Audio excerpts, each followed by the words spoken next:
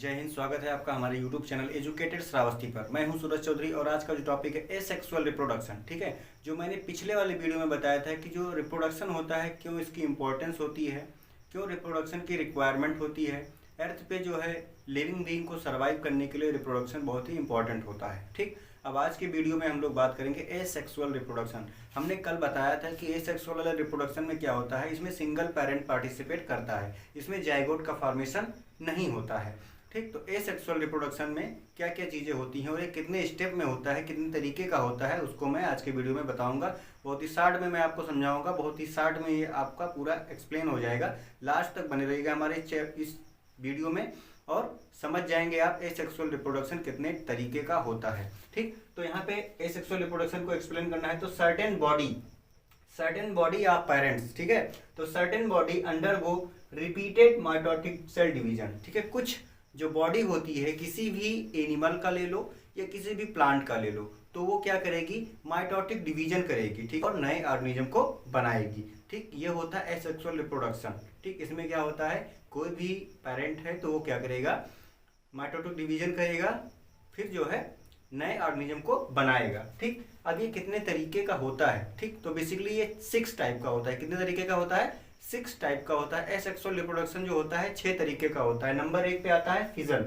ठीक, अब फिजन हमने केवल एक लाइन लिखा है, लेकिन मैं आपको एक्सप्लेन करूंगा, ध्यान से सुनिएगा। फिजन क्या होता है, ठीक, तो फिजन में हमने यहाँ पे शॉर्ट में लिखा है कि ब्रेक। इसमें क्या होता है, ब्रेक हो जाता है, मीन्स कोई भी एनिमल है तो वो क्या होगा, ब्रेक हो जाएगा। ठीक, मतलब टूटेगा। ठीक, तो फिजन में क्या होता है, टूट जाता है कोई भी एनिमल, फ्रेगमेंट हो जाता है, टूट जाता है, 1 से 2 हो जाए मीन्स, तो वो क्या होगा, फिजन कहलाएगा। ठीक, इसमें क्या होता है, ब्रेक होता है, फिर ब्रेक से नए ऑर्गेनिज्म बनते हैं, तो ये फिजन कहलाता है। ठीक, अब फिजन भी 2 तरीके का होता है। नंबर 1 बाइनरी फिजन और नंबर 2 मल्टीपल फिजन। ठीक, तो बाइनरी फिजन में क्या होता है, जो यूनिसेलुलर एनिमल होते हैं जैसे अमीबा है या फिर पैरामीशियम है, ठीक है, या फिर यूग्लिना को ले लो, तो ये क्या करते हैं, ये टूट जाते हैं। ठीक, बाइनरी फिजन में केवल एक पेरेंट है, मान लो अमीबा है तो वो 1 से 2 में टूटेगा। ठीक है, 1 से 2 में टूटेगा। ठीक, तो ये हो जाएगा आपका बाइनरी फिजन। पैरामीशियम है तो पैरामीशियम का आकार जो होता है वो ऐसे होता है, पैरामीशियम का आकार ऐसे होता है, तो पैरामीशियम ऐसे है तो वो 1 से 2 हो जाएगा। ठीक, तो पैरामीशियम ऐसे 1 से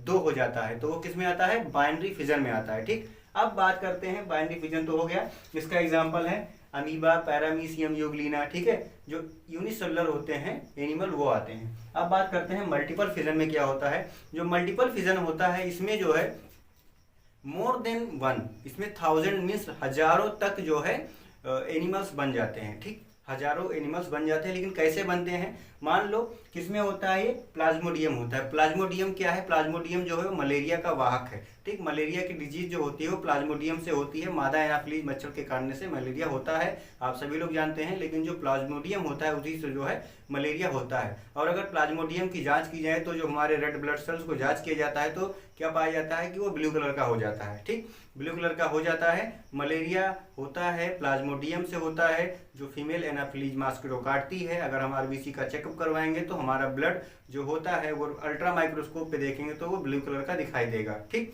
अब इसमें क्या होता है, मल्टीपल फिजन होता है प्लाज्मोडियम में। अब इसमें हमने बताया था टूट जाते हैं ना, तो उसमें भी क्या होता है, एक सिस्ट का फॉर्मेशन हो जाता है। ठीक, जैसे मान लो ये प्लाज्मोडियम है, अब इसके ऊपर एक क्या हुआ, एक सिस्ट का फॉर्मेशन हो गया, मीन्स एक गोल गोल ऐसे राउंडेड आकार बन जाता है, इसके अंदर जो है प्लाज्मोडियम है यहाँ पे। ठीक, अब आफ्टर सम टाइम क्या होगा, ये जो सिस्ट बना है ये ब्रेक हो जाएगा, फिर ये नीचे चले आएंगे।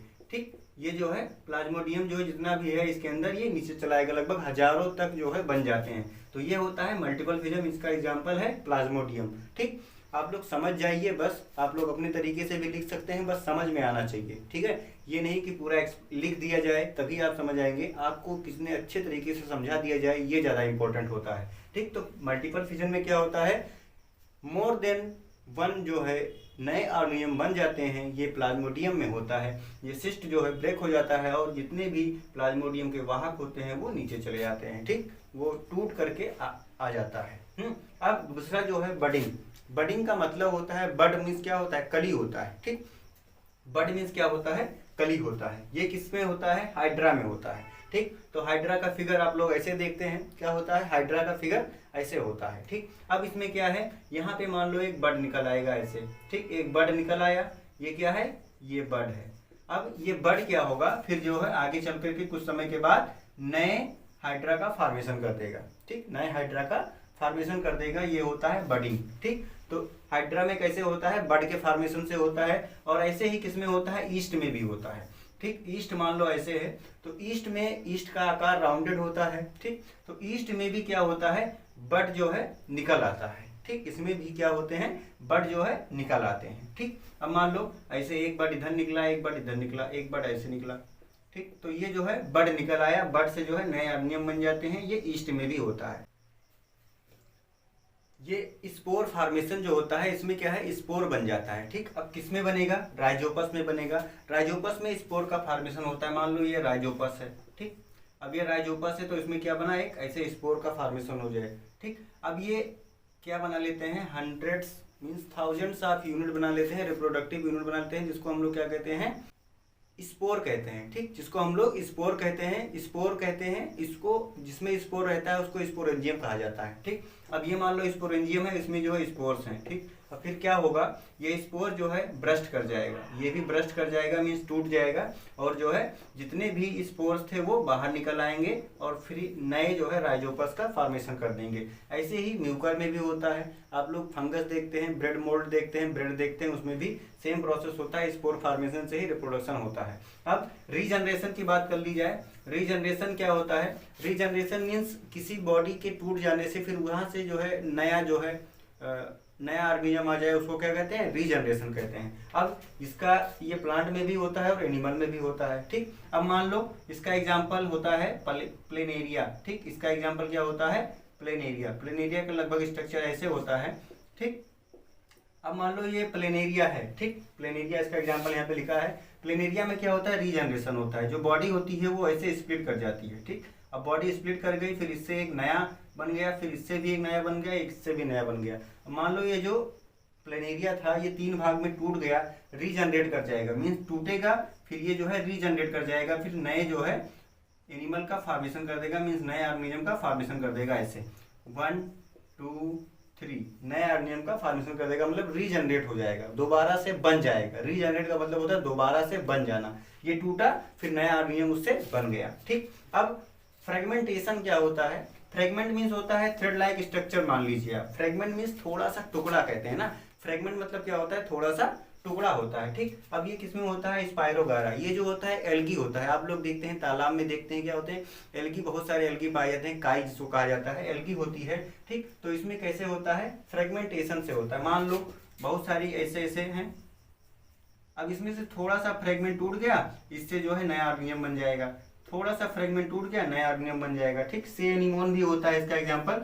तो ये फ्रेगमेंटेशन में आते हैं। ठीक, मान लो हमारा ये मान लो बाल है, अब ये थोड़ा सा टूट के चला जाए, फिर उससे नया बाल बन जाए, तो ये हो जाएगा फ्रेगमेंटेशन। ठीक, अब वेजिटेटिव प्रोपेगेशन क्या होता है, वेजिटेटिव प्रोपेगेशन में मतलब ये होता है कि अगर प्लांट है तो उसका अगर लीफ ले लिया जाए, या स्टेम ले लिया जाए, या फिर रूट ले लिया जाए, उससे किसी से भी नए प्लांट को बना दिया जाए, तो होता है वेजिटेटिव प्रोपेगेशन। आप लोग देखते हैं कि जब प्लांट लगाया जाता है तो नए नए तरीके से लगाया जाता है। कभी कभी क्या किया जाता है,